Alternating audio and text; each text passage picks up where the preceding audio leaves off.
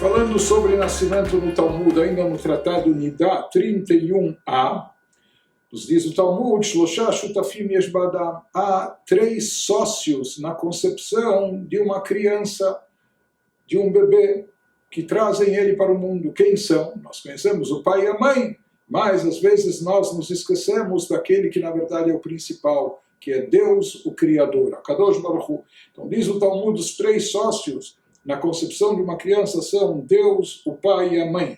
Aviv mazria loven shemimenu moach sheberosho vegidin vetzipornaim vatzamot veloven sheba'ain. Talmud, na sua linguagem, nos diz o que vem de cada um, não é? O bebê, o que ele puxa de cada um, por assim dizer. Então, se fala aqui do sêmen paterno, disso deriva características do cérebro da criança, do bebê, como também nervos, veias, o formato das suas unhas, ou os seus ossos, a parte branca dos olhos, isso tudo o bebê herda ou recebe do seu pai. E já da parte da mãe, Mazrat, Odem, Shemimenu, Oru, Basar, se diz que a pele do bebê, como a carne do seu corpo, os cabelos, ou a pupila dos olhos, etc. Isso são coisas que o bebê recebe da sua mãe. E o que o bebê recebe de Deus, o terceiro sócio, Akadosh Baruch Hu noten bo ruach uneshama uklastar panim. Diz que Deus concede ao bebê alma e espírito, aquilo que vai lhe dar vida, e a face, o seu semblante, sua aparência é algo cunhado pelo próprio Criador, por Deus.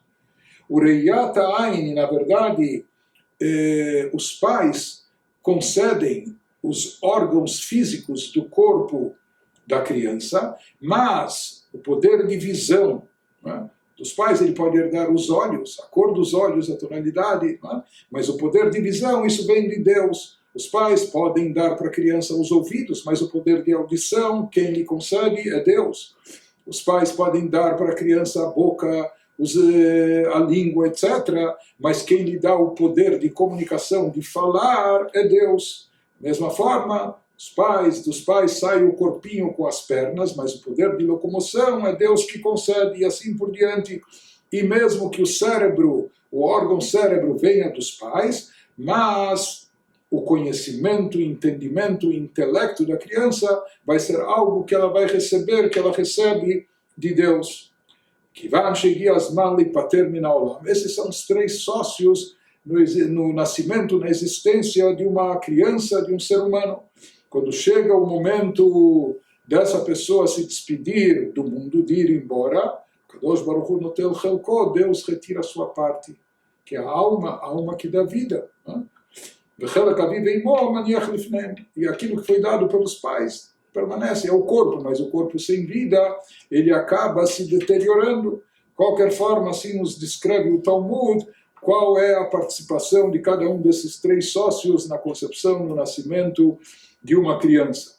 E ainda no Tratado Nidá 16b, diz o Talmud, que Malach HaMemuneh ala Herayon, Laila Shemo, há um certo anjo que é incumbido da gestação, da gravidez. Benotel Tipá, seja quando há uma concepção, quando que acaba havendo a concepção e quando isso vai dar origem a um feto que vai se desenvolver, vai nascer, se tornar um bebê, uma criança. Então, se fala que no processo ainda bem primário, original, por assim dizer, se fala que esse anjo, ele toma essa gota de sêmen que vai dar origem ao processo e coloca diante de Deus, Veomer Lefanav, como perguntando, Tipá azul dessa gota, o que vai se desenvolver? O que vai sair dela? Vai sair uma pessoa, uma criança, mais tarde uma pessoa, Gibor ou Halash, forte ou fraca, Chacham ou Tipesh, sábio ou tolo, Ashir ou Ani, rico ou pobre. Em outras palavras, dessa passagem, citação talmúdica, nós vemos que, de fato, alguns aspectos, vários aspectos da vida, da existência de uma pessoa já são previamente traçados ou estão previamente estipulados, determinados antes mesmo do seu nascimento. Isso já com esse anjo que antes do momento até da concepção já traça o destino da pessoa. Mas conforme salienta o Talmud, ele pode perguntar para Deus: será forte ou fraco? Será rico ou pobre? Será inteligente ou tolo? Mas tzadik ou rashá lo kamar. Se ele vai ser uma pessoa boa, um tzadik justo e correto, ou se vai ser uma pessoa má e ruim, isso o anjo não pergunta e ele não interfere.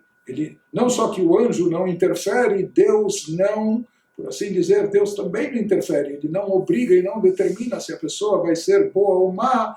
Isso é facultado à pessoa, isso é o livre-arbítrio que Deus concede a cada um, o poder de escolha para saber optar entre o bem e o mal.